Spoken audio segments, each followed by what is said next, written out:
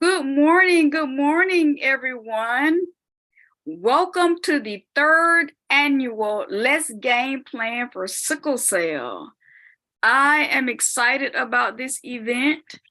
This is our third annual Let's Game Plan for Sickle Cell. I am so excited. Welcome, welcome, welcome, wherever you are watching from. Good morning, good afternoon, good evening, good night, as we talk about sickle cell. Welcome, welcome, welcome. I am your host, patient advocate Monica. I am the founder and CEO of SWGA Sickle Cell Awareness, and I am excited to have everyone here because you could have chosen to be someone else, but you decided to be with us today. So I want to say thank you, thank you, thank you for being here. Thank you. And the first thing that I want to do is talk about what SWGA Sickle Cell Awareness is. SWGA Sickle Cell Awareness is a resource for sickle cell patients in the Southwest Georgia region. We serve 14 counties. We are headquartered in Dougherty County, but we serve 14 counties in the Southwest Georgia region in Georgia. And it has been a wonderful experience getting out in the community and talking to patients and hosting educational events, because a lot of times patients don't know what resources are available to them. And it is very, very important for patients to know what resources are available to them, especially adult patients. I don't exclude pediatric patients, but my focus, or my primary focus, is adult patients, because I was diagnosed at 38 years old with sickle cell beta thalassemia and congestive heart failure. And I was looking for resources myself. And when I couldn't find any, I began to do research and get out to find those resources. And as I began to find resources, I was excited, and every opportunity I got to share with other adult patients, that's what I did. So it's very, very important that I share resources with other patients. And that's why my nonprofit was created. So the first thing that I want to do, none of this would have been possible without our sponsors. So let me share with you our sponsors. I am so eternally grateful for our sponsors. They're the one that help. Because of them, we're able to have the events that we're able to have.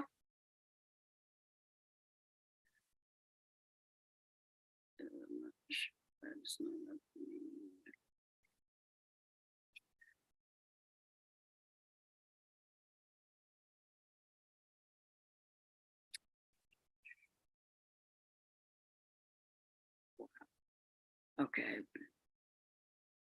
You start from the beginning.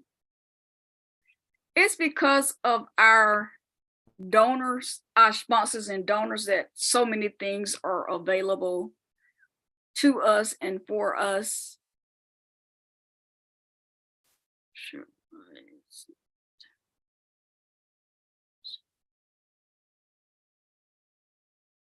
It is so important to recognize our sponsors and our donors, because our donors are also our resources. My three sicklers, MTS Sickle Cell Foundation has been a sponsor. These are our 2022 sponsors. So my three sicklers, MTS Sickle Cell Foundation is one of our sponsors. National Coalition of Black Reparations in America, also known as NCOBRA, has been a sponsor. Virtual Insight Professional Administrative Services are one of our major sponsors. If it had not been for the tribe of SWGA Sickle Cell Awareness are those individuals that donate money or donate time or donate resources to SWGA Sickle Cell Awareness, and they want to remain anonymous. And I'm okay with that. They are a part of this tribe, and I'm so thankful for them. Also, Middle Georgia Toastmasters Club has been a sponsor, especially for our charity golf tournament that we are having annually. Seeds That Grow is a major sponsor of SWGA Sickle Cell Awareness, because Seeds That Grow also adopt children with sickle cell and connect them to families That is very important. Also, Institute of African American Mindfulness.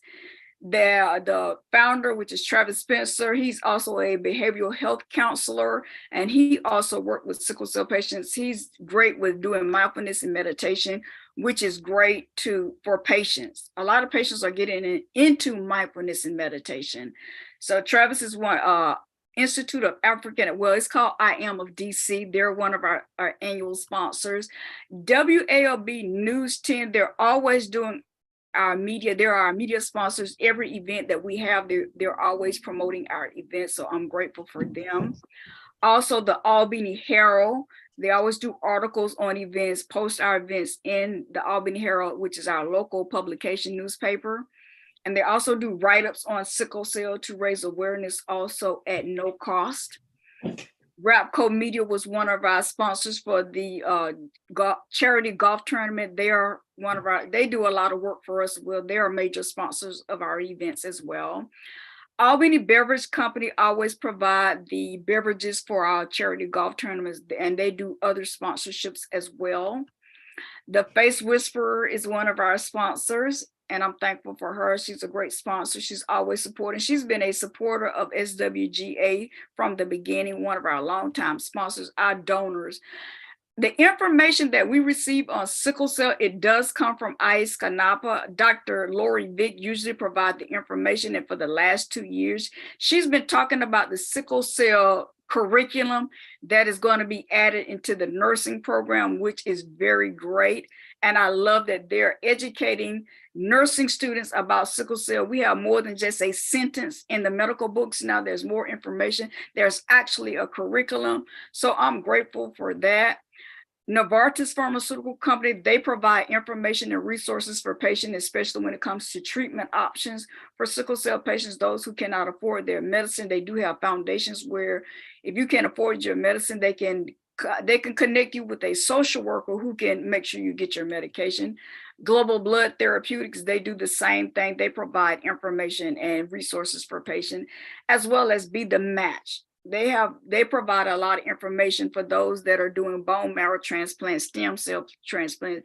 They make sure that the person that's doing the transplant is a match, which is very important for patients to know. Also, my advisory team, a part of my medical advisors are a part of Augusta University Center for Blood Disorders. So some of the information that I get, because I'm not a licensed medical professional, there are a lot of things that I cannot say because I am not a doctor, I am not a nurse, I am not a licensed social worker.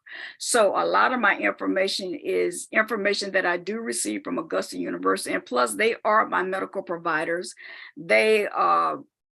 My sickle cell specialist is the director of the Center, Augusta University Center for Blood Disorder. And I am very, very thankful for all of my sponsors and donors. Another thing that I do want to share is the reason that we're all here. I want to go ahead and share the play sheet. Where's my play sheet? The play sheet is one of the things that I am going to be talking about. It is so important. And the thing about my play sheet is not every complication is on this play sheet. These are the main complications that I hear about. Vaso-occlusive crisis is not on here. Avascular necrosis is not on here, but I know, and massive bone loss is not on here. But I do know that a lot of patients have been talking about massive bone loss. I experienced massive bone loss myself because I have been diagnosed with osteopenia. And that is because of massive bone loss.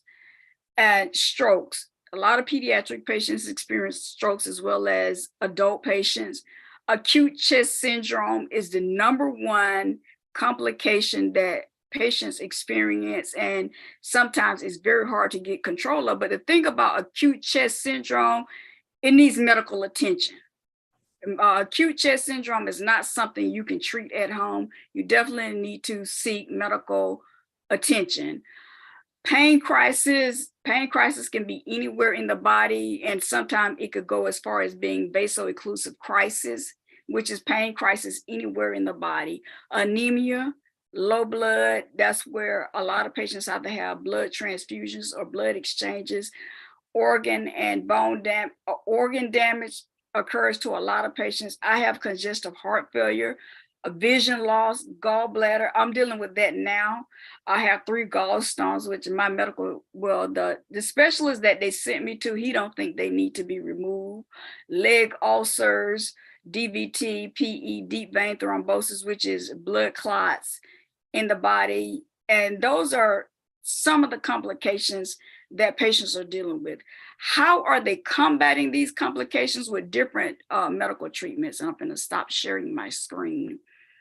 It's the different medical treatment. Me personally, I am on hydroxyurea, which is a great treatment option to reduce complication of sickle cell. It also reduces crisis in patients.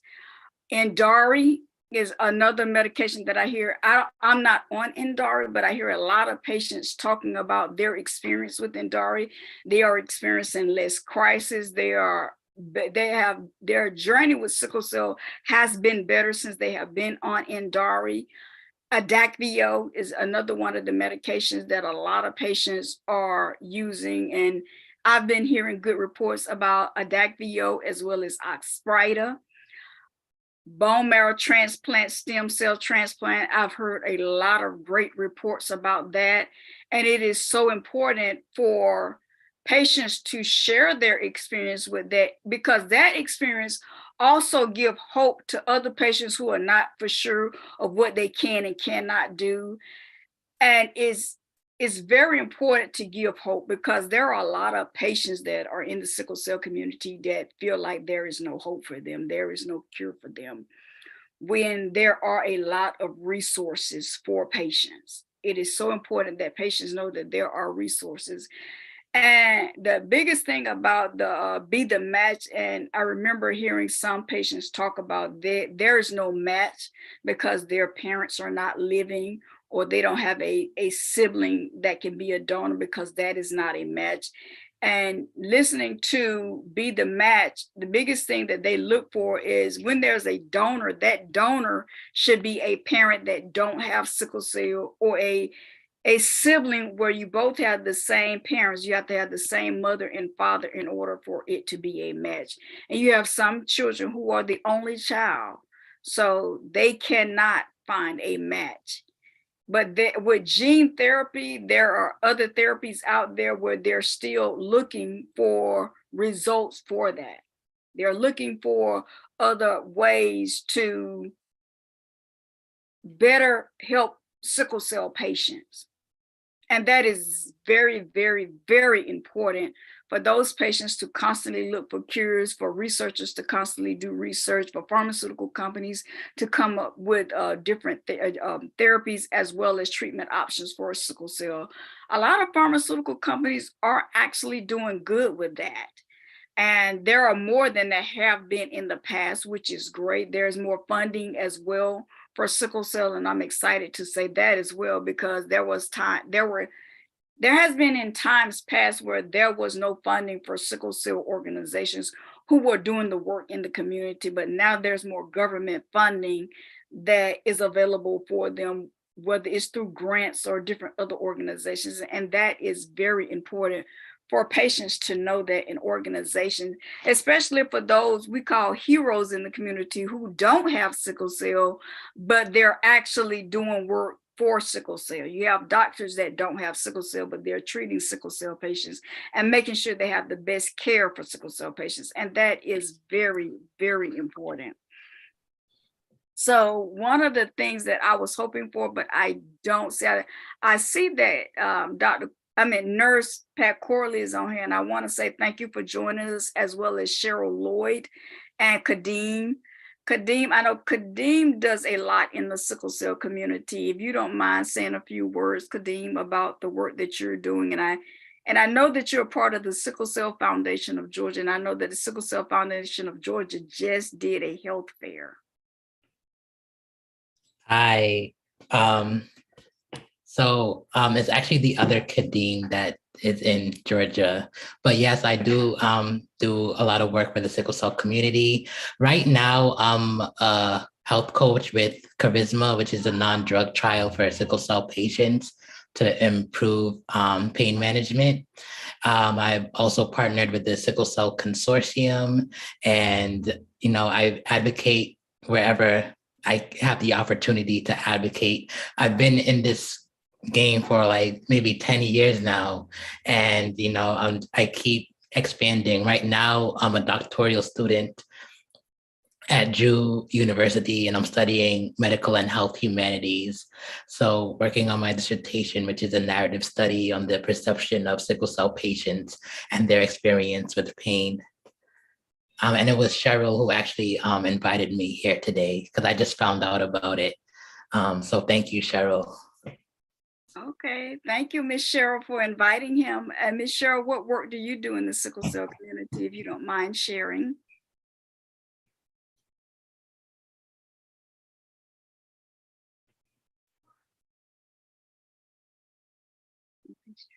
Ms. Cheryl?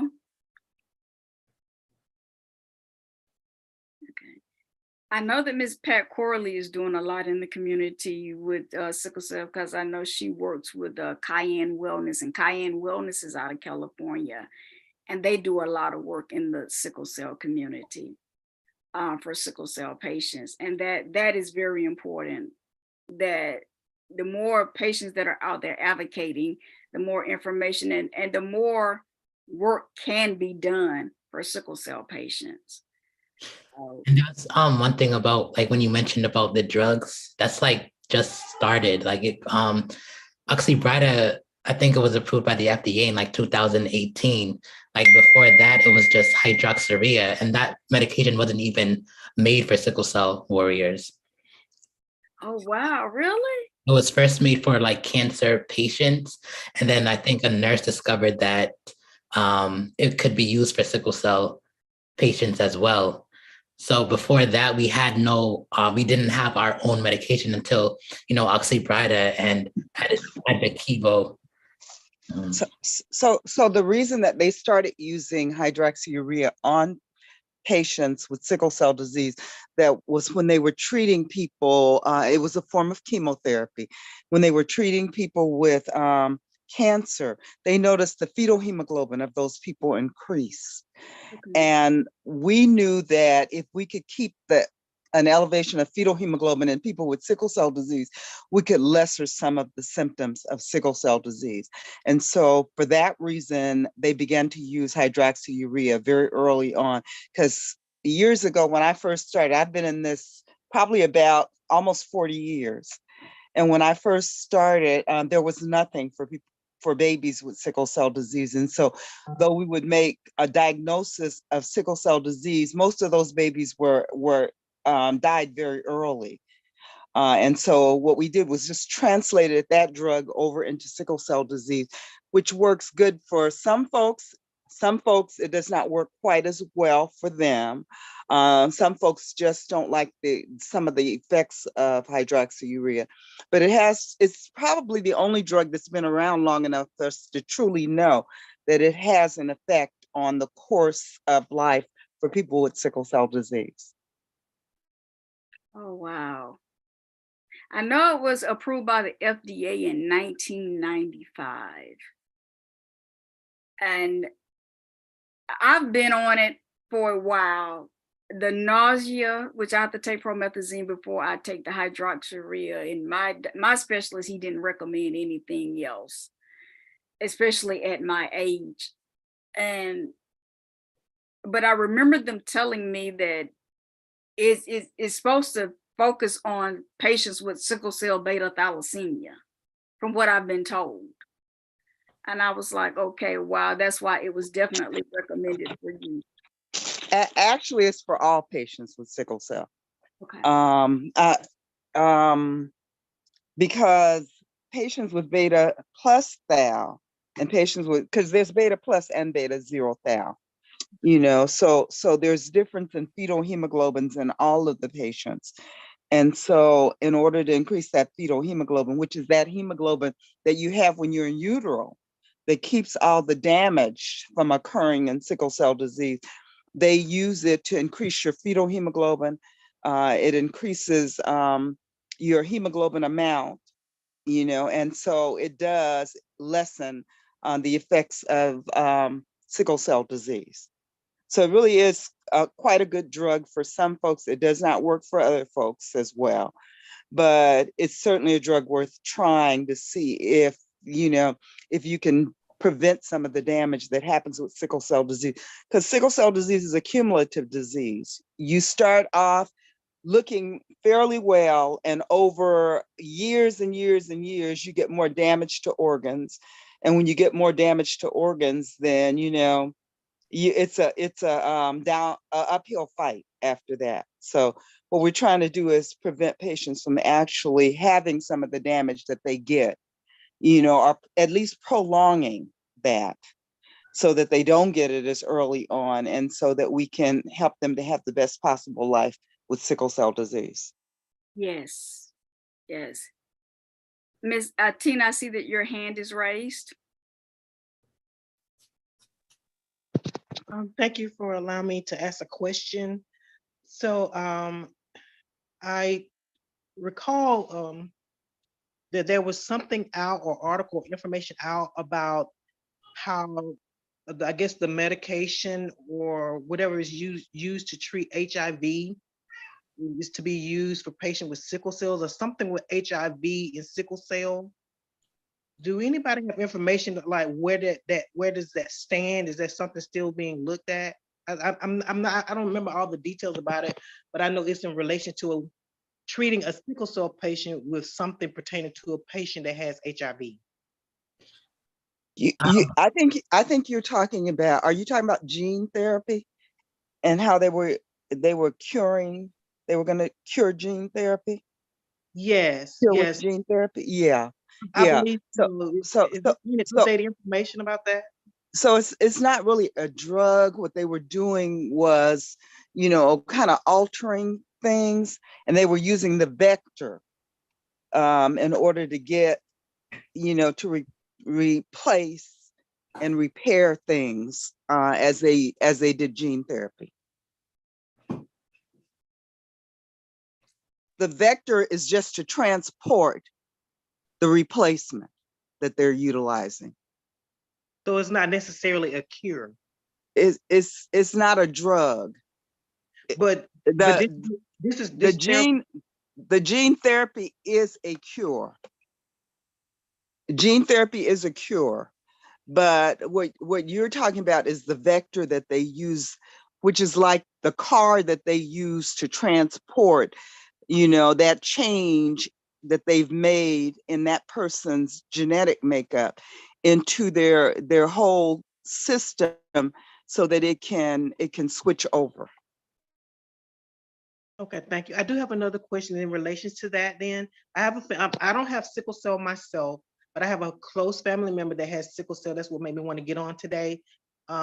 So there was the medicine. The only thing the medicine do is just help with the pain and the other complications. The medicine for that. Then you have the implant. The implant is a cure, and you said the gene therapy. If I'm understanding right, the gene therapy is a cure. So is that information being put out to patients so that they can see what other options that they have?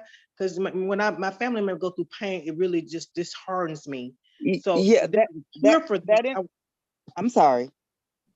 So if that information is out there. Okay. And also you can go on the website for the National Institute of Health, and you're able to get information about studies that are currently being done that your person might be able to participate in for a cure.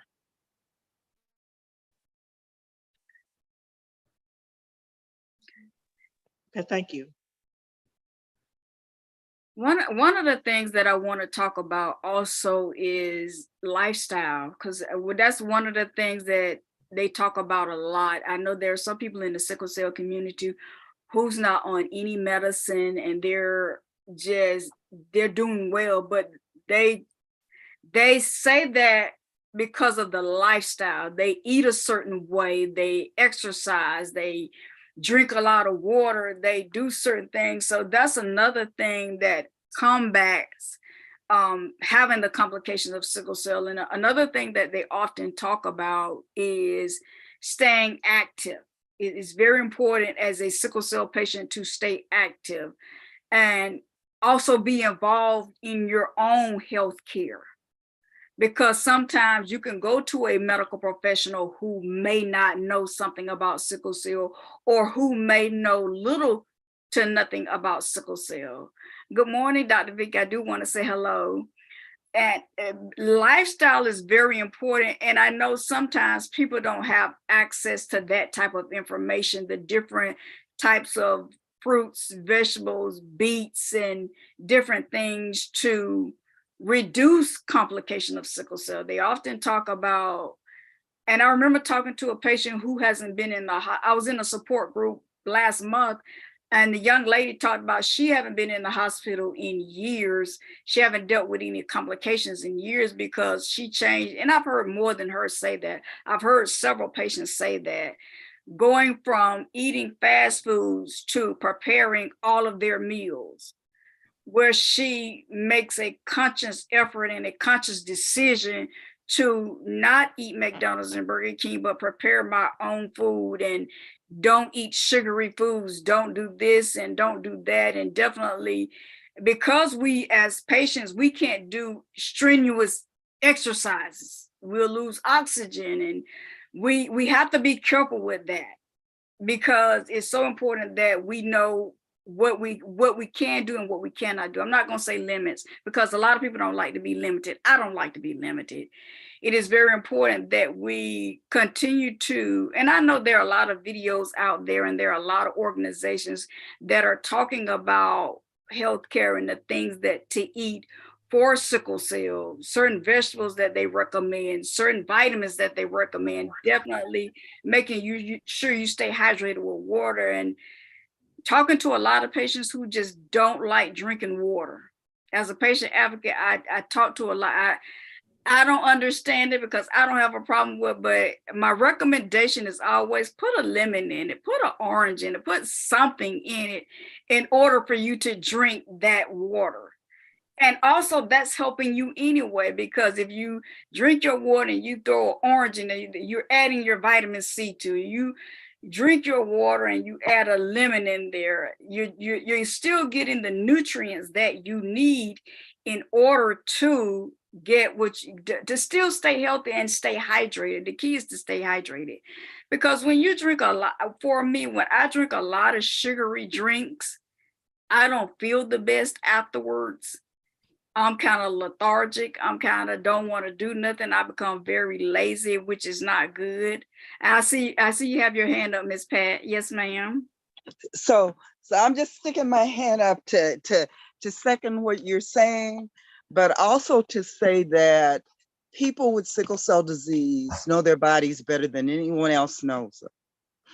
And what we do, hi Lori, I got to say hi to my co on the board of directors for ISNAPA. But what we do know is that the more you guys know about your sickle cell disease and the more you buy into taking good care of yourself, the less likely you are to have some of the complications of sickle cell disease and the better life that you can live. And I'm not going to say all these people who eat health food and do this are better because they eat health food. It's a combination of things. They may be exercising, they may be not as stressed as others, because they know how to handle their stress. They may have a better network of folks that provide the services that they need, their healthcare providers, their families, their advocates, the people who surround them. Because what I found, I remember when I first came into sickle cell, the first thing I said after I really started working with people, and I actually stumbled into sickle cell. I knew nobody with sickle cell, to my knowledge. But what I found was that often the person's perception of their disease was a bit crippling for them. So if you think that your disease is the most horrible disease in the world and there's no way you can live differently with it, believe me that that's not reality.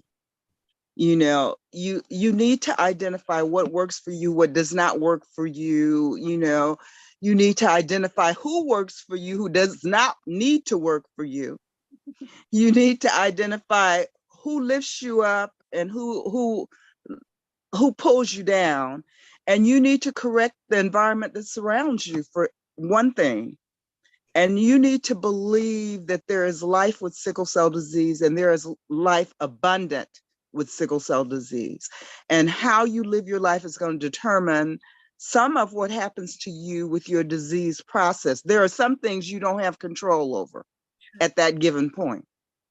But for the most part, if you sow in, seeds of well-being, your outcomes are going to be better than those people who are woe is me all the time.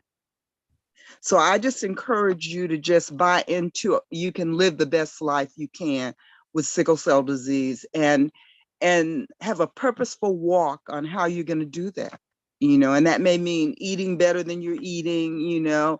I don't tell people you can't eat fried green tomatoes because I like it. Okay. So eat, eat well, realize what works for you, what doesn't work for you, and who works for you and who doesn't work for you or doesn't need to work for you. And then plan your life in that way. So that's really what I have to say about it. I think sometimes we guilt people into things by saying, if you eat this healthy diet, you're going to be better. That ain't reality all the time. That's true. And eating a healthy diet is sometimes more costly than people can afford, because they're living on a budget, and so I just say to you, do the best you can do, realizing that colas, coffee, teas, soft drinks are not good for you. Eating straight sugar is not good for you, so eat as healthy as you can, and then have no guilt about what you're doing, as long as you know that you're trying to do the best for you. I agree with that because I still eat my tater chips. Because people ask me that all the time. That was like, Monica, do you eat like that every day? Honestly, no, I don't, because I do have my moments where I want my potato chips. I want my candy. I don't drink smoothies every morning. I'm from the South, so every now and then I do want grits, eggs, and bacon, and I know none of that is good for me. I want my orange juice, but when I'm in a space where I'm being unproductive and I feel like I'm lethargic or I'm not feeling the best, because 2 weeks ago I had the flu. Time before that, I had a lot of other stuff going on and helping care for my father, and life happens. So sometimes, yes, I'm going to go through a drive-through. I'm going to pick up something because my focus is not to go in the kitchen and cook something. My focus is get something as quick as possible to eat, take your medicine, and keep going, because the medicines that I'm on, they cannot be taken without food. I have to eat something, especially pain medicine. You can't take pain medicine on an empty stomach. That will mess up the lining in your stomach. But I do hear a lot of people say that where they eat clean all the time, and that's why they're healthy. And my response is always the same. I'm gonna try to get there. I'm just not there yet. I thought about going vegan first, then vegetarian first, then vegan. That's a challenge for me sometimes. But I try to consciously eat healthy things because I know it's important to my health, and I know the work that I'm going to do, I need to be in the best health and optimal health. And I want to go ahead and address Miss Cheryl because she's had her hand up, and then I'll come to you, Kadeem. Oh, hi. I'm sorry about before. I got knocked off a couple of times. It's been a little difficult for me to stay on because I'm not at home or on my computer. But I just wanted to say hi to everybody. I've reached out to a few of you individually.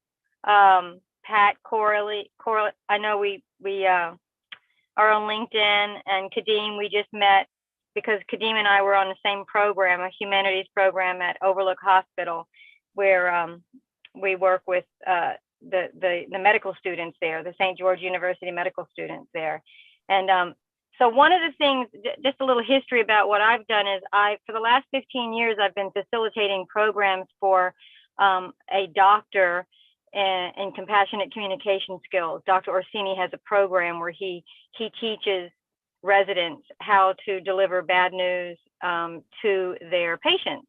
And so we've done that for the last 15 years. And at the beginning of the pandemic, I started Pathways to Trust, which is a nonprofit, because I wanted to be able to bring, you know, different types of programs and stakeholders together to have conversations around specific diseases. And we chose to start with sickle cell disease in the rare disease space. So one of the things that we do right now is we've partnered, you know, we're part of the coalition, the Sickle Cell Disease Coalition, and we partnered with the consortium on a program right now that we're working on how to, you know, it's for patients during a crisis, different things that they can do to help themselves through that crisis. We also are working with emergency room nurses on programs.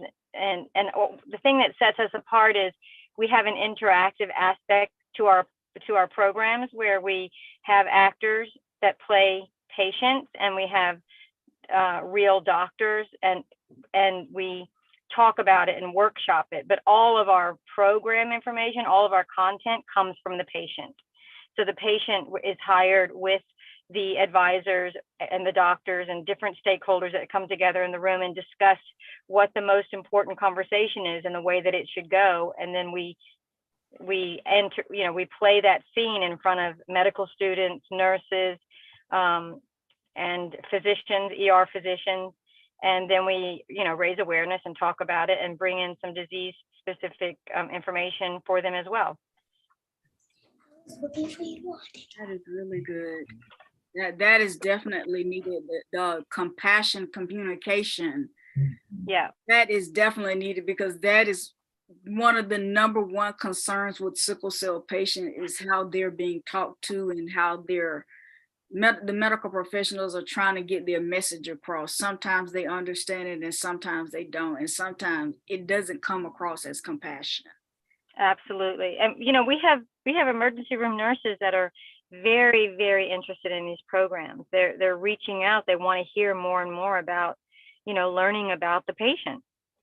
So we have some great programs in the works right now. We also have a nurse that we're working with for newborn screening in Africa. That's another program that we want to get off the ground. But it's always patient centric, you know? Yes. Yes. And that is so vital now more than ever. That's why when I talk to patients, it's so important that I encourage them, because I can't make people do anything.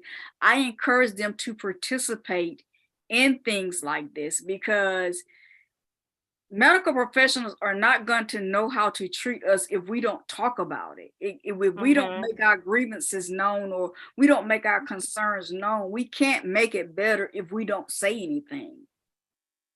And it's important to definitely share your story, share your experience of living with sickle cell. When you go to the emergency room, what occurs.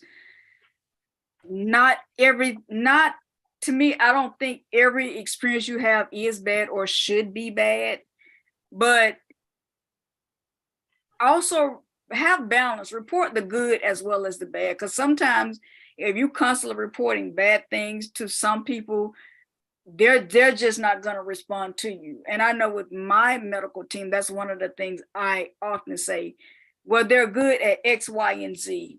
I don't like this part because one of the intern doctors, he just came in the room and just said, what medications are you on? He never asked me how I felt. He never asked me what was my pain level. He never asked me, have I been in a crisis? Have I been in a hospital? He never asked me anything. He just said, what medications do you want?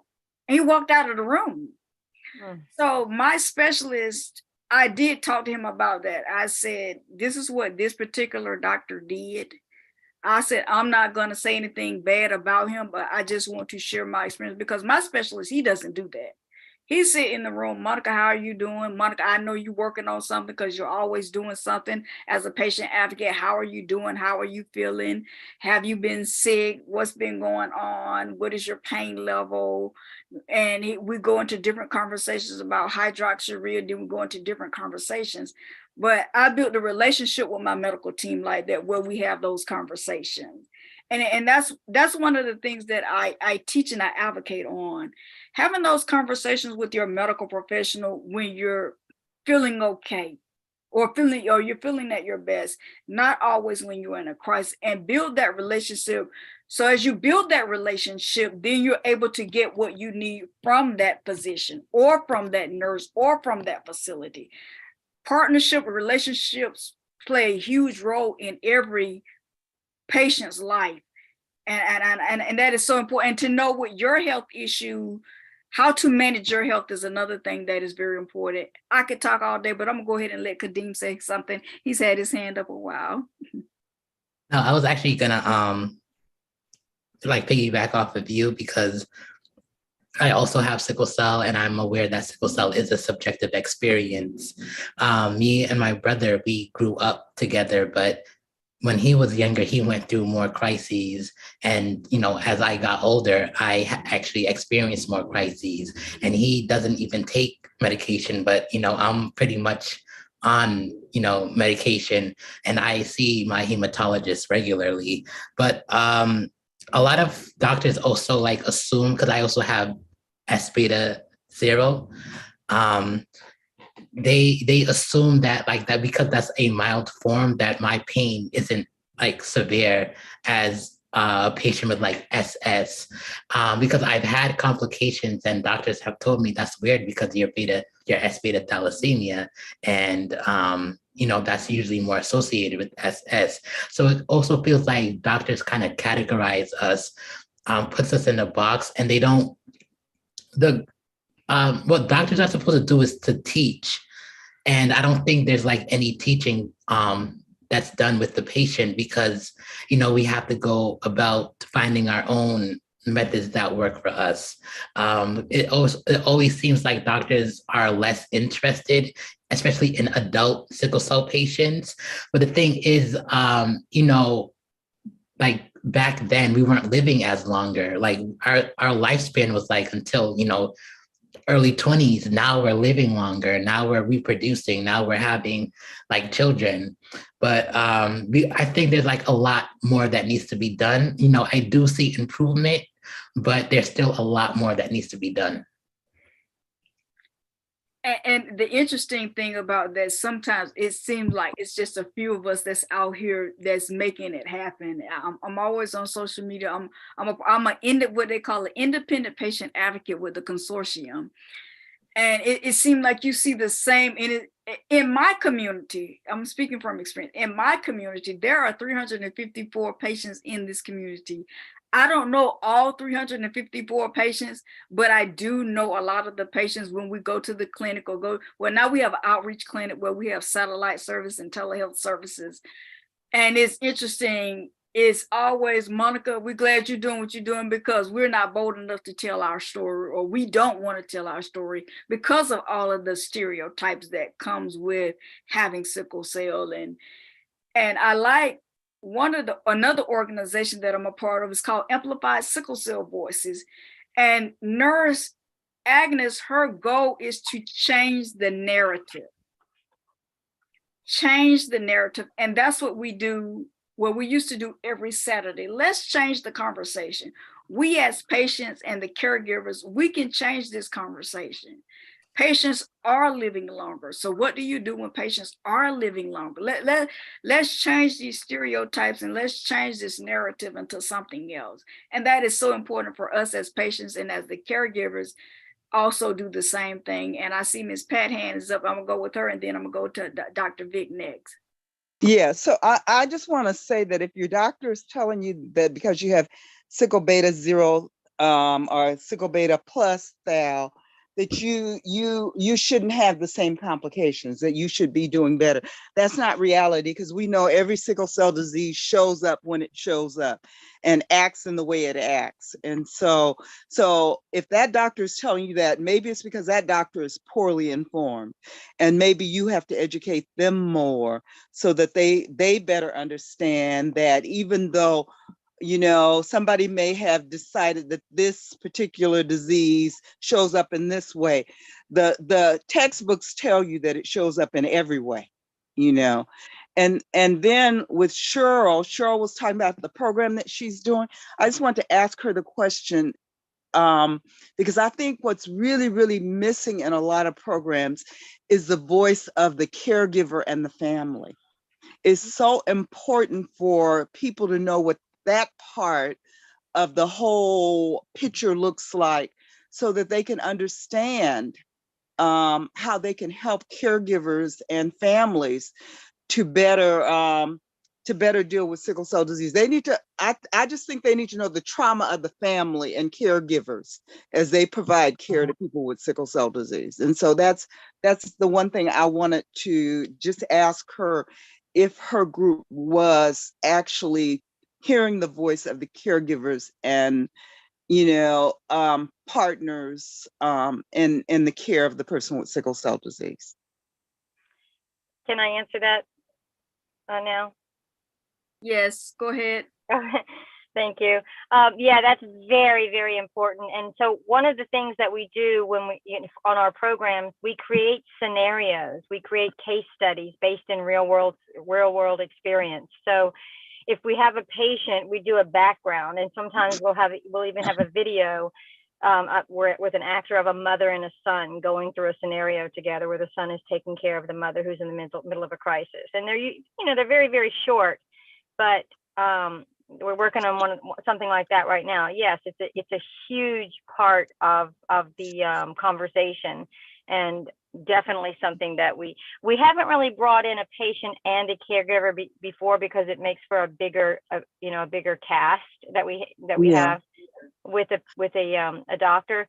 But it's absolutely something that that is on our radar and that we include in the program, because it's hugely important. So sure, one of the things we've done at University of Southern California is, I actually did it. I brought in a husband and a wife, because I just really wanted the medical students to know the whole story, And so in the lecture about sickle cell disease is incorporated a period of time for those two to talk about, things like how they met, how they made the decision to be a couple, how they had family, and all the impacts of her condition or his condition as they've gone through life with each other, with her having sickle cell disease. So somehow it has a way of really penetrating more than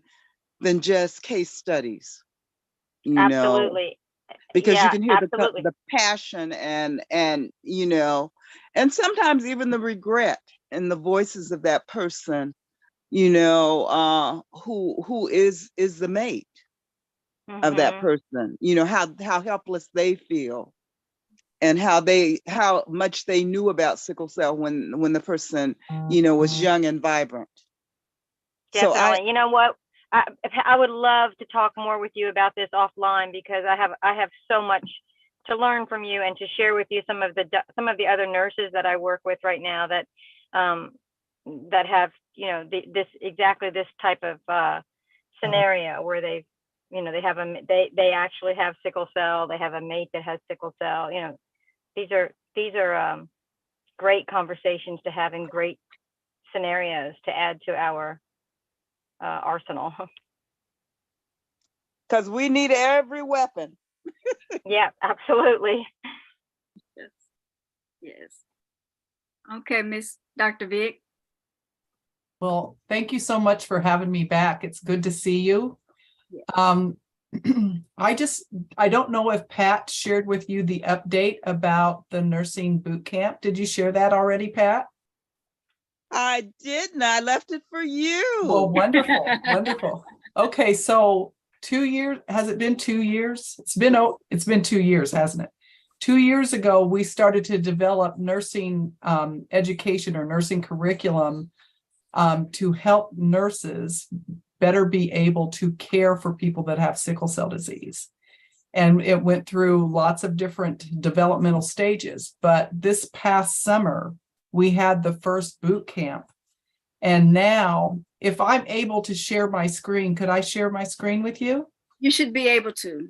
Okay, let me bring that up.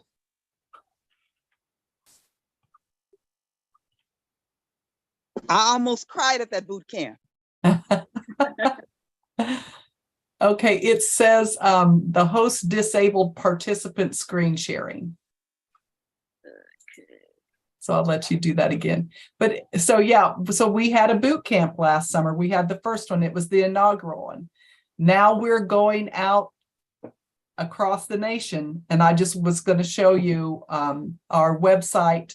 So I just think it's wonderful, and people are already sending in their information so that they can become a part of this curricular education boot camp to prepare them to be better caregivers to people that have sickle cell disease. So, okay, here you go. I'm going to get there. Dr. Beck, I have a quick question for you. Where are you all going to start out? Like what state or what area are y'all going to start out? So this happens in Memphis, Tennessee. It's kind of a merger of the International Association of Sickle Cell Nurses and Professional Associates. We started that. Pat Corley's on the board with this group. Then the University of Tennessee Health Sciences Center, which is, a university nursing school. St. Jude's has been involved, and Global Blood Therapeutics has funded us now 2 years running so that we can make this happen. So give me just a minute. I'm going to try to find the screen so that I can share. I've got so many things up. It's not being my friend here. Let's see here. Let's see if I can go to, it's like an internet site. Let's go here. And let's see if I can bring it up now. All right. Can you see this says Sickle Cell Nursing Boot Camp? Yes. Okay, so this is our website. This tells you about it and how we were, tells you about how we're funded for this. This is the group of nurses that have put this curriculum together. We all had a role in writing it. We address multiple different things. I could go down quite a list of things that we talk about and we'll provide people with information. Everything from priapism to vaso-occlusive crisis to retinopathy and maculopathy to leg ulcers, just across the spectrum. Now, I focus a lot on mental health and medication. That's my background, but all of us have areas of expertise. And if you see, do you see my pointer here? You're on Miss Yvonne Carroll, yes, on ma'am. Miss Yvonne Carroll. This lady, Miss Yvonne Carroll, Dr. Sarah Day, the two of them have really put their heads together and done a lot of the groundwork to make this happen. You've got to have the wheels turning in the machine in order for things to happen. They've done an awful lot of work, tireless work to help this to occur. And then all of the rest of these folks have all had a role. They've all done some significant work. And let me just show you down here. So we have the program overview. This is all accessible on the website, uthsc.edu nursing. You can find it. But here's the application link for RNs to be able to apply. So our goal is to prepare nurses to know how to provide the essential care for patients that have sickle cell disease. So I just wanted to share that with you. We've developed writing teams, and we will be publishing in journals all across the globe to get this word out. So, and we're also looking to partner.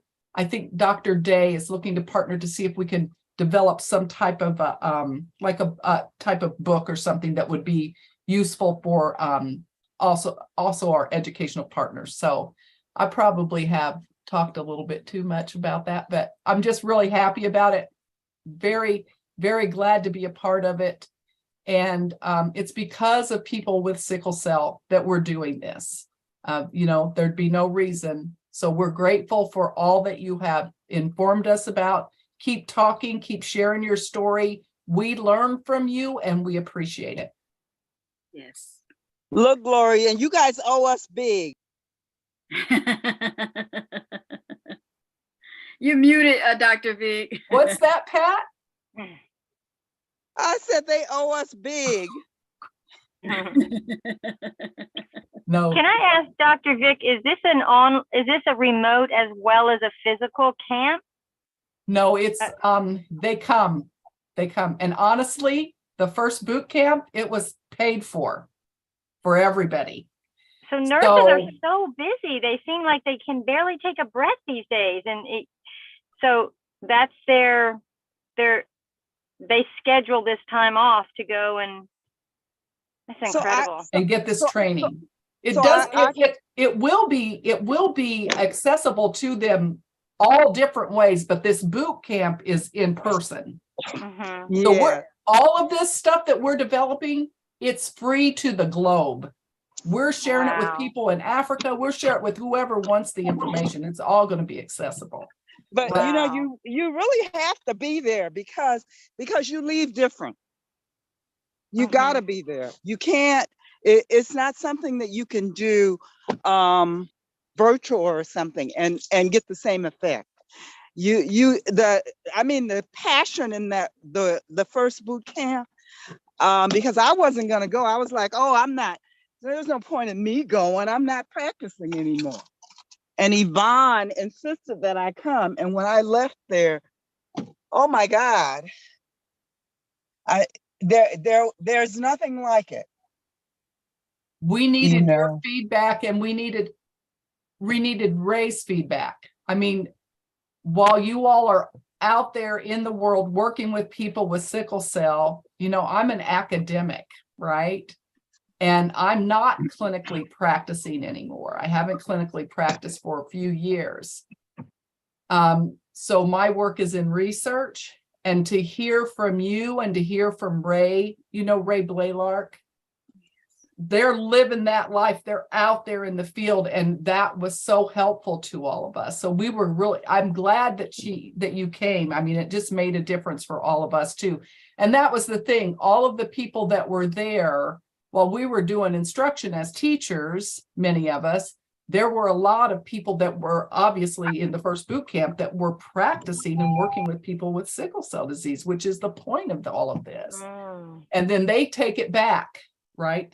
And that's what we'll do this time. We'll have all these people that come to the boot camp, but Yvonne is working with a young woman, and they're developing these modules so they can take them back and instruct their people. We had a woman that was a hospital administrator that was in the first boot camp. So she's taking that back to her health system to make a difference and improve care. So that's really the whole purpose of this, is to Lori, and do all. Go ahead. And all of this trying to change systems, this boot camp is so instrumental because we now have something to offer them, so that that nurse can become enlightened and enlighten other people within that system. You know, I actually think we're talking about here in California doing a march on the hospitals related to poor care, and this particular module will be helpful to us, because then we can say, this is the way, you know, people with sickle cell disease need to be treated and regarded, you know, and it will be an opportunity to have them teach others, you know, from these modules. One more thing, this is based on the best evidence and also has patient voice. Patient voice. Yes. And the best evidence. Yes. Wonderful. Amazing. You're doing incredible work. Wow. Thank you, Dr. Vic. Thank you. Thank you. Cheryl, your hand is still up. You have a question? Oh, no, I'm sorry. I just wanted to say how amazing that was. I just wanted to be able to respond to it and say how the work is absolutely incredible. I'm going to look into it. Wow. We I'll are. be so glad we get into the Southwest Georgia region. I'll be glad when it gets in this area. You're on mute. Well, you Doc. can come from any region. You can come from any region to it. If you know a nurse that you think could benefit from this boot camp, have her apply. We'd love to have her. And then she can share the information back with the people she works with. Ooh, that'd be a good idea. Okay. Thank you. And you say is no charge to the nurse? It is a charge? You know, Pat, I'm not sure. Will there, I don't think there's a charge for this upcoming boot camp, is there? Right there, she's trying to fund folks. But what I would say is to visit your administrator at your hospital and say that there's a boot camp that's going on to teach nurses about sickle cell, and share that, you know, you feel like the nurses could benefit from that. And maybe the hospital administrator will see that they send at least one person. You know, I think we have to put it out there so that people know about it, in order for us to ensure that every institution that takes care of people with sickle cell disease is aware. Okay, thank you. They just hired a nurse over the sickle cell outreach clinic here, and she said she knew nothing about sickle cell. So I am definitely going to reach out to her and refer her to it. We would love to have her. She's a prime candidate because I knew nothing about it when I came to it. Okay. I stumbled in. So she has an open heart because she took that job. Yes. And one of the things I wanted to recommend to her, but I didn't want to offend her. I did want to recommend IA Scanafa to her.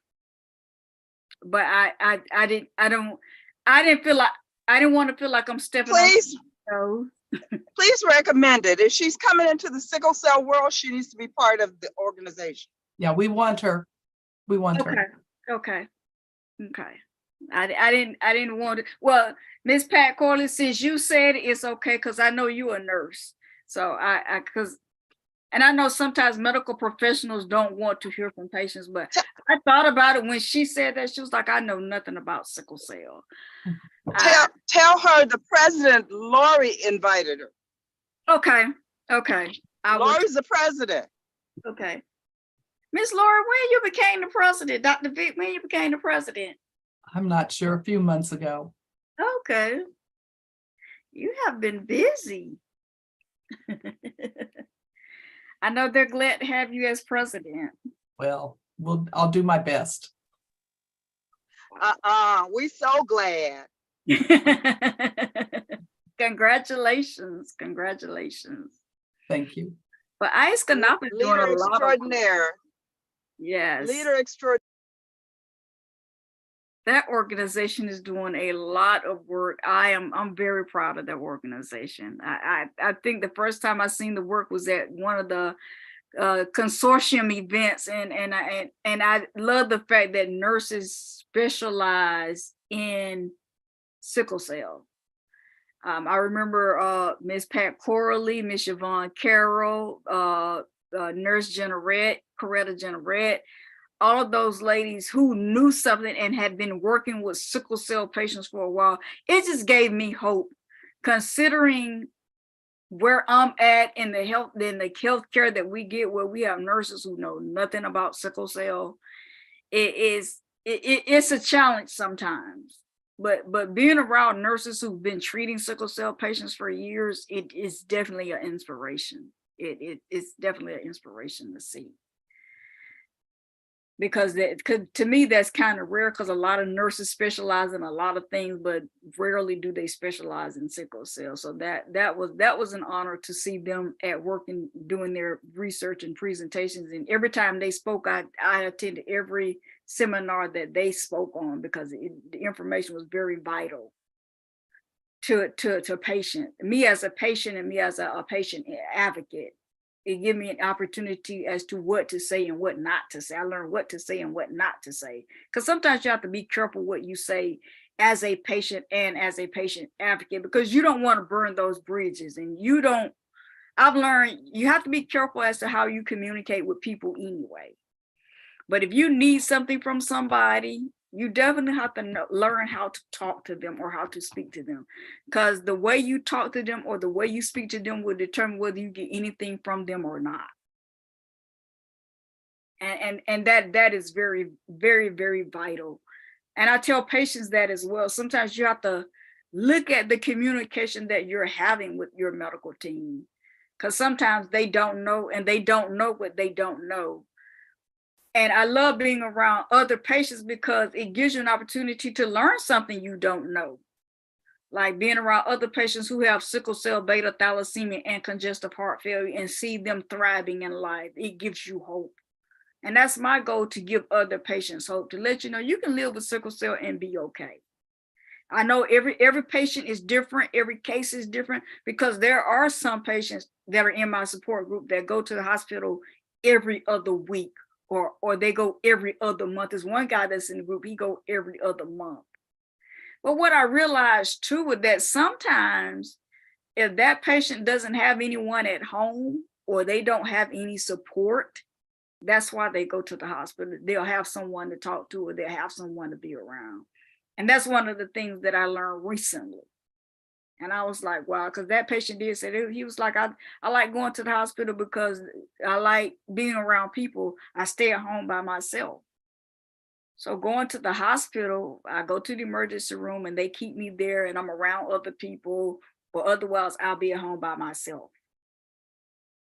But having support groups, and I always recommend them connecting with the consortium. That's an organization that's powered for patients and by patients. So it's definitely great to be a part of the consortium. You can go in as a patient and just learn, or you can go in as an independent patient advocate. That's what I've been coded as. And I know some people are not going to join because they don't want to be an advocate, but I would go just to get the information. And talk to other patients that have the same type of sickle cell I have, because some of the stuff that they share, it does work. Like I learned through another patient, it's important to get a DEXA scan, because we go through massive bone loss. But if you never get a DEXA scan, you'll never know that you're experiencing massive bone loss, which is one of the complications of sickle cell. As a matter of fact, in one of the groups I'm in a lot of groups on social media, one of the guys was talking about that. He said nobody warned him about massive bone loss. Nobody ever really talks about massive bone loss. Most of the time when people are talking about bone loss, they're talking about avascular necrosis, because there's bone loss in the knees, or there's bone loss in the shoulders, or there's bone loss somewhere. But they never just really talk about having bone loss in other parts of the body, or the organ damage.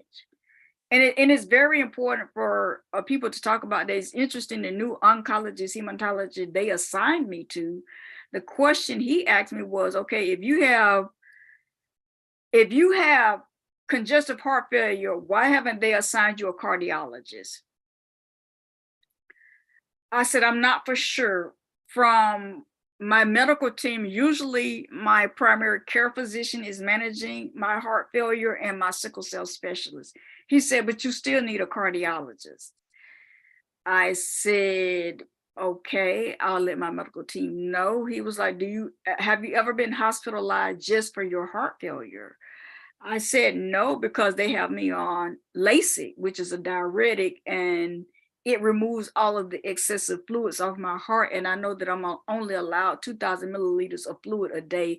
That's in my drink as well as in my food. So I can't eat cabbage greens or other juicy vegetables or watermelon. I have to include that fluid intake also in my intake, and it's very important that I do that. And recently with the gallstones that I have 3 major gallstones and some small ones, but the new hematologist, he said he don't see a need to remove my gallstone, because his biggest concern is he don't want to trigger a sickle cell crisis. He said, I know you have sickle cell, and what I don't want to do is doing surgery on you and send you into a crisis. So, because I know my specialist recommends sometimes sickle cell patients have to have their gallbladder removed. But he said he did not want to remove mine. So I'm not for sure of where we're gonna go from here. That has to do with the severity of your symptoms and stuff. If you were to be having more symptoms related to gallbladder disease, then he would have no choice but to remove it. But right now, it sounds like you only have a mild kind of thing going on. And so putting you under anesthesia and stuff would put you at higher risk than just having a few stones present. And he did say that, but he said his biggest concern was sending me into a crisis. He did not want to send me into a crisis. So I said, thank you. My mom said, thank you. I said, to be honest, I really didn't want to go under a knife again. I had endometriosis polyp removal 2 years ago. So I really don't want to go back under the knife if I don't have to. And he was like, okay. I said, so if you don't see a need to remove them, that's fine. Because sometimes surgery can do good and sometimes it does bad, but I'm glad he decided not to do it. But the pain that I was having, one of the things I realized, or I was telling him, I think it comes to certain foods that I eat. I don't think I should eat spicy foods. You know, if you eat Mexican, Right. are you gonna have some spicy food? So I kind of, Yeah, that's all part of that gallbladder diet. okay. Kadeem, I can't hear you, you're muted. No, I had my gallbladder out when I was probably 18. And it was kind of difficult because whenever I got ultrasound, they couldn't find anything until they found like a gallstone in my pancreas. So that's when they told me that I had to take it out. Because I find it interesting that you still have your gallbladder, because I know like at an early age, a lot of people with sickle cell, they end up taking out their gallbladder. Wow. But I was diagnosed late too. I wasn't diagnosed until I was 38. Wow. So next year I would have been diagnosed for 10 years. So the SS patients usually lose their gallbladder very early. Other patients with higher hemoglobins don't lose them as early. Oh. Yeah, and I have S beta 0. Oh, okay. Okay. And there are a lot of patients that experience infections. That's another thing I don't hear a lot on. And one of the patients that I was working with a couple of years ago, that was his biggest complication. And I remember him, every time I used to visit him and talk to him, they always had that vancomycin hanging. He was always on vancomycin. From what I've been told, vancomycin is like one of the strongest antibiotics a patient can be on. And I said, what causes infection? He said, when you're in, and he was one of the people that went to the hospital, it seemed like every other week. Every other week I was taking him to the emergency room. He was often going to the emergency room. But a lot of his going to the emergency room, which we've had this conversation before he passed, it was his lifestyle. I was like, I never see you drink water. I never see you take medicine. He was like, well, you drink enough water for all of us. I don't want to drink water. He would drink all types of things. He would eat all types of things, but he would never drink water. It was always fried foods. It was always, he said, and part of it, I realized from talking to him, it was hard for him to accept the fact that he had sickle cell.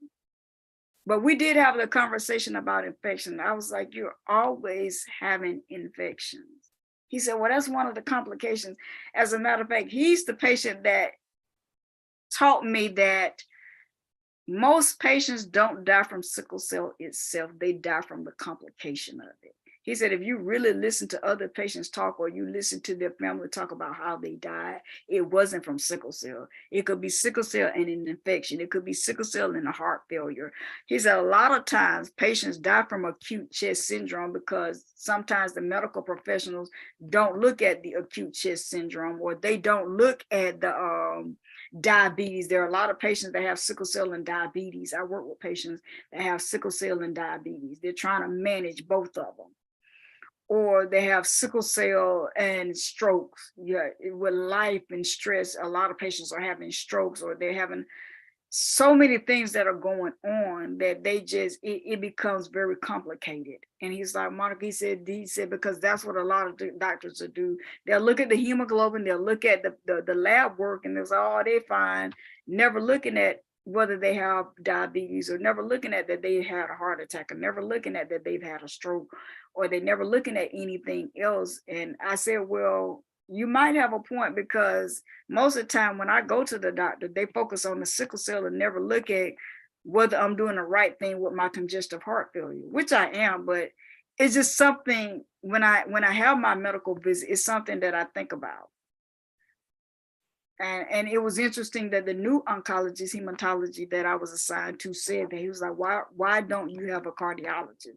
You have congestive heart failure, you should be assigned a cardiologist.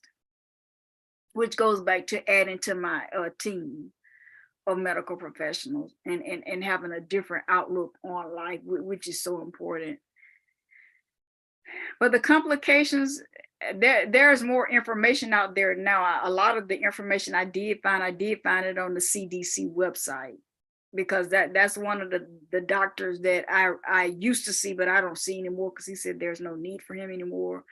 A lot of patients do see a Center for Disease Control doctor, especially if they have an infection, and especially if they do a lot of traveling.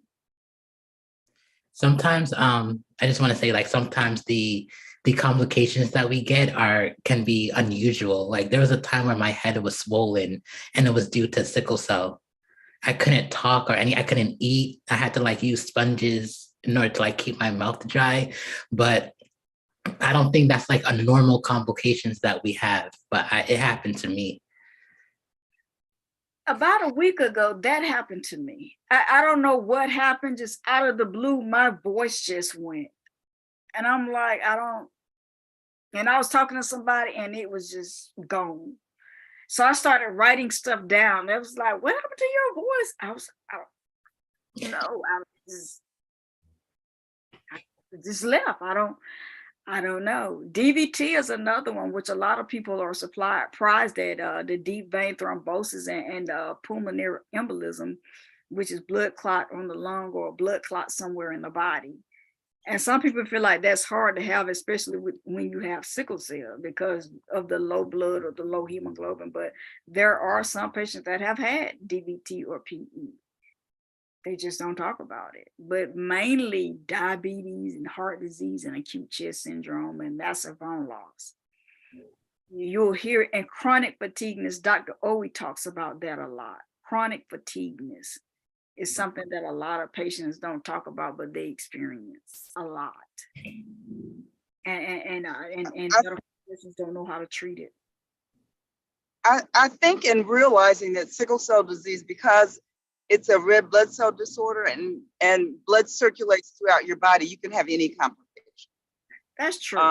In terms of the person who had repeated infections, he may have had osteomyelitis, which is a bone kind of infection that is very, very difficult to get rid of, and it flares up all the time. So there are a lot of things that happen with people with sickle cell disease that there is not a deep dive into helping them to understand that the possibilities with sickle cell disease.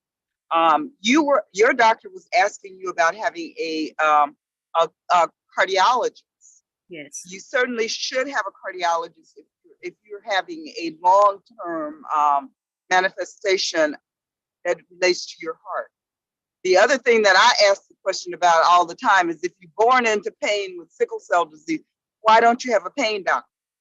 Okay, so there are just a lot of things that don't happen in the realm of taking care of people with sickle cell disease that absolutely should happen.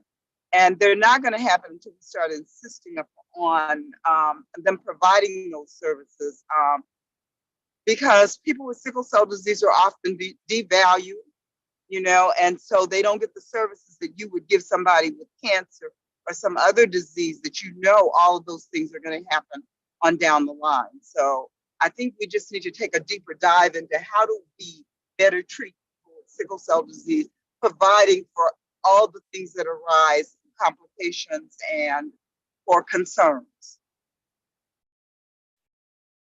That makes sense, Miss Pat. I didn't think about that, but that does make sense. And thinking about what you just said, I don't want to wait till my heart get into a place where I need a cardiologist, or because of something has happened with my heart. So that I never thought about that. That does make sense. That does make sense. I didn't think about that. One of the things I love hearing from you, Monica, is that you are focused on prevention. Yes. And that is helpful to everybody. And the fact that you're sharing this with people that have sickle cell disease to give that, to suggest these are some options for you to give consideration to. Everyone makes their own decisions, but sometimes it's helpful if we have some information so we can make those decisions. Yes. So what a good thing that you're working towards a more preventive model as opposed to deal with the crisis after it happens. I think all of us would benefit from that. And any patient that has any type of chronic illness would benefit from it. Thank you. You're welcome. Thank you, Dr. Absolutely, Monica. I love what you're doing. I'm on your call and I'm talking a lot. I probably shouldn't talk as much as I talk, but somehow, when you're from a family of 10, you're one child in a family of 10, you learn how to speak up, because one of the things you learn that is a closed mouth does not get fed. True. And the second thing that I've learned, and I apply all these things to sickle cell disease, a stitch in time saves 9. So practicing good preventative care can change the way you live your life with sickle cell disease. Miss Pat, I'm glad you're on the line because you are an actual nurse. So as a nurse, there are a lot of things you can say that I cannot say. And plus you have more years of experience at this than I do. So I'm grateful that you're on the line. I'm internally grateful that you're definitely on the line, that everyone took some time out of their Saturday to be with me and we have this discussion, because this has been a great discussion. Ms. Katina, do you have anything to say as a caregiver or a family member of someone with sickle cell? Yes, thank you for the opportunity. I want to say thank you for these events that you put on. I believe twice a year or once a year, your golf tournaments. So thank you for being the patient advocate that you are, and thank you so much for being a resource. You're welcome. We have 5 minutes left before 12:30. Does anyone have any closing remarks? Because I know I said I would be done by 12:30, but this is definitely a great conversation. I'm thankful for everybody that took time out of their day to come and have this discussion about the complications of sickle cell, because it's a very important conversation, especially to me. And the last thing I want to also say is, as far as when it comes to your events, I would like to also thank. You went out, Tina. Nurses to speak to the patients. So thank you for that as well. Yeah, and I just want to say thank you for having this. Like, I really didn't know about this until Cheryl texted me this morning. But this was a very lovely discussion, and I'm grateful that I was a part of it. Thank you. I didn't market it like I usually do because life happened. In the last 2 months, a lot has been going on, especially with my father and my own health. So I was telling some people that my family and friends that it was like, Monica, you really didn't market. I was like, so much has happened within the last 2 months. We had a great golf tournament, charity golf tournament back in August, and a lot was going on. September for Sickle Cell Awareness Month, and then October came, and then life happened. Life just happened, and I didn't promoted it like I want to, like I usually do, taking it on television, put it in the paper. But definitely the next major event is going to be our 6th annual Come Hub with Us, which is a resource event for all sickle cell patients. It's the medical team that every sickle cell patient needs. You need a sickle cell specialist, you need a primary care physician, you need a nurse, you need a caregiver, you need health insurance, you need nutritional information, and of course you need love, and the patient is at the heart of all of it. And this next year in 2023, my plan is to bring Novartis back, Novartis and Global Blood Therapeutics, as they explain their treatment options for sickle cell patients, because I can't explain Oxbryta, Dactyl, and all of those other. I'm not, science was not my strong point in school. So they do a great job. They did a great job of that last year, this past year, of explaining what the drug treatment was and how they were being used and the science behind it. So it's very important for patients to know what options that are available to them and for them for treatment options for sickle cell. There's always more than one. So I'm just going to share one more thing with you, and it's just something for you to study, to look into. There is more gene therapy that is happening, and I think it might be important to share that information at the Come Hub with us, as so maybe talking with a geneticist or genetic counselor, and perhaps having one of the organizations that's doing gene therapy for people with sickle cell.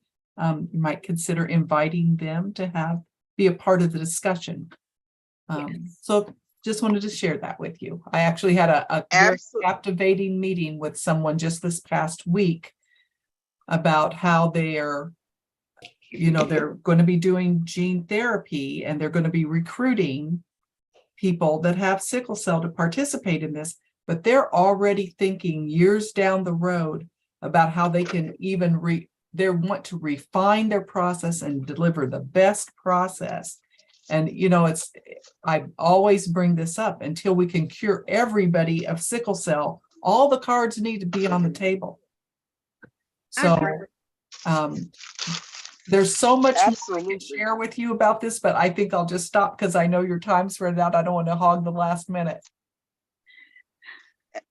Let me just ask, can we share your meeting with other folks across the country? Yes, ma'am. It's on YouTube. It's live on YouTube. Okay, but I want to target folks. Okay. Okay. Yes, ma'am. Okay, thanks. Thank you. I want to say thank you again to everyone for joining us for the 3rd annual Come Hub with Us. Thank you, thank you, thank you for taking time out on your Saturday to be with us and to have this very important discussion. And I want to say you all have a wonderful day. Goodbye, everyone. Thank you.